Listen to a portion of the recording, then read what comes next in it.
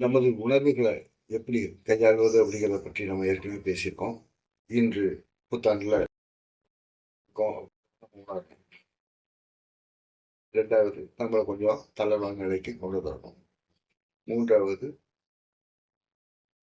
நமக்கு இந்த உணர்ச்சியை உண்டாக்கின அந்த காரணிகளை பற்றி கவனிக்கணும். அது எப்படி செயல்படுது, அடுத்த மூவ் என்ன அப்படிங்கிறத நம்ம ஒரு முன்னோக்க சிந்திச்சு பழகணும்.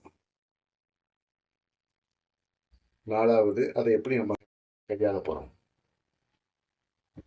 அதுலேருந்து என்ன பலனை பெற போறோம், இது நட்பு முரண்பாடா பகை முரண்பாடா, இந்த 4 படிநிலைகளையும் நம்ம சரியா செஞ்சோம்னா